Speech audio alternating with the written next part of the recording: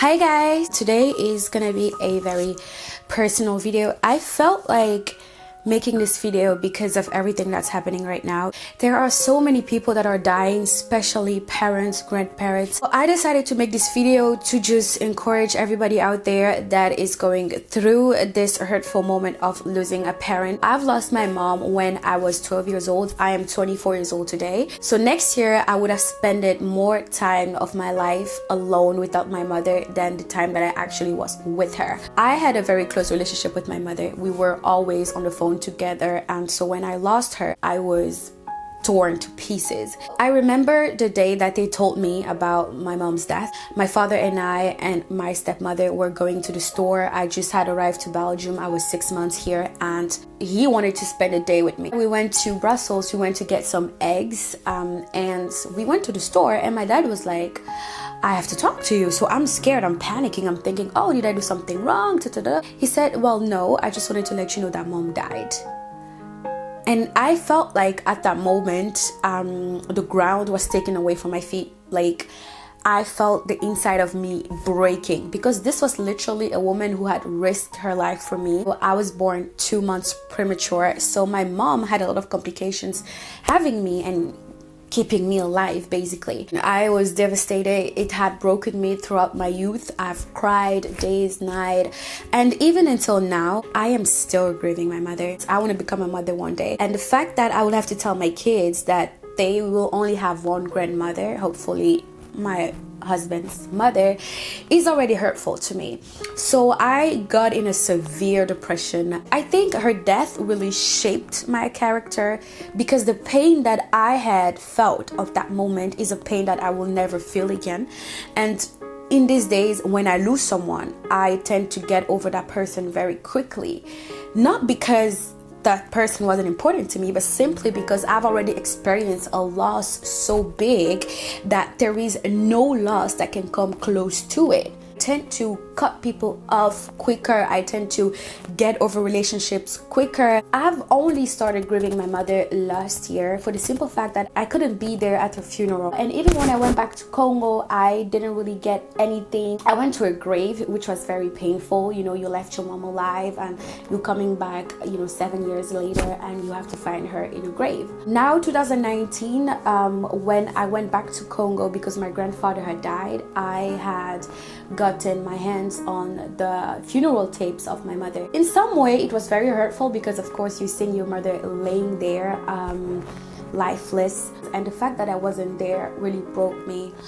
And I had spent the whole night watching those tapes. I think it was only starting from that point that I actually started grieving my mother, that I actually felt like, all right, I have closure. Because if I have to be honest, when I used to go back to Congo, I would hope that it was a joke. I didn't want to believe it until I really saw her grave and I saw her picture. So the main question is, how do you deal with it? How do you live? Me, back in the days, I wanted to end my life. I rebelled, actually, and that's the first thing that you should not do. And I had built this wall, and that's a wall that I still have, that I felt like she was mine and she was taken away, and I felt like everybody can still be taken away from me, and I didn't want to feel that pain anymore. And that's something that you shouldn't do. The second thing is accepting the death. It is harsh to actually accept that you will wake up another day and that person won't be there, and sadly that is a way that we all have to go through. All of us will die someday. You have to take the time to cry it all out. There is nothing that prepares you for the loss of a parent. You have to get yourself together and cry it all out.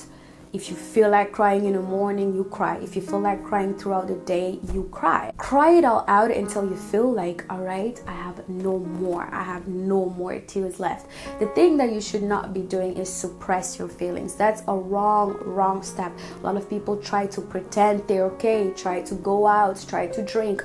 All those things are temporary. Once you've done that, you have to start to actually grieving grieving as in, what am I going to do now? What is the next step? How am I going to adjust myself to that situation? My mom always used to tell me, you have to get your degree. Do not let a guy play with you. Do not let the first best guy in your life. Be strong. Because I was 12, but my mom was spitting some advices to me. So now when I'm grown, I'm living my life up to all the things that she has taught me, all the things that she used to tell me. I got my degree. You know, I was like, if mom was here, she would have been proud of me. You know what I mean? And when you know that, when you know for a fact that a deceased person would have been proud of you, it gives you a certain joy. Live your life up trying to make the person that's deceased proud. We must know that it is normal to be sad at times. There is no expiring date of when you should get over a certain death or loss. Everybody can give you as much love as they want. It will never replace a loss of a parent.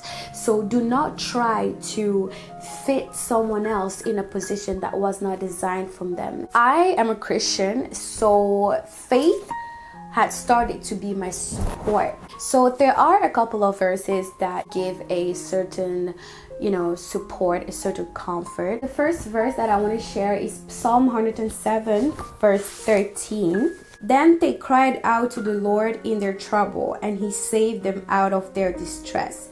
He brought them out of darkness and the shadow of death and broke their chains in pieces. So what I understood from that was that, the shadow of death, everything that happens after death, everything that happens while you're dealing with death, only God can take you out of it. I cried out to him. I had to do that. Another verse is Revelation 21 verse 4, which says, he will wipe every tear from their eyes. There will be no more death or mourning or crying or pain, for the old order of things has passed away. God is the only one that can actually wipe away your tears when you're dealing with a loss of a loved one. Nobody else can. Psalm 147 verse 3, which says, he heals the brokenhearted and binds up their wounds. My heart has been broken before I even knew, guys. It was broken by my mom's death. Death humbles you, and it humbled me when I was 12. Other advices that I will give to young people like me, or people that are lucky enough to have both parents, I will encourage you to spend as much time as you can with your parents. You never know when the Lord needs them back. You never know when their time is coming. If I knew it back then, I would have hugged my mom extra tight. I would have told her I love her more. I really don't want people to be missing out on their parents. I want people to enjoy their parents. Please enjoy your parents. Don't make life harder for them than life already has been. Especially us African, if our parents left their countries to get here and to work their butt off so that we could have what we have now. Please don't give them a hard time. Enjoy them, hug them, tell them you love them, be there for them. Thank you guys for watching, and to anyone out there dealing with loss right now, I am very sorry. I'm here for you. Just to listen, I would do that. And I love you guys. I'll see you guys next time.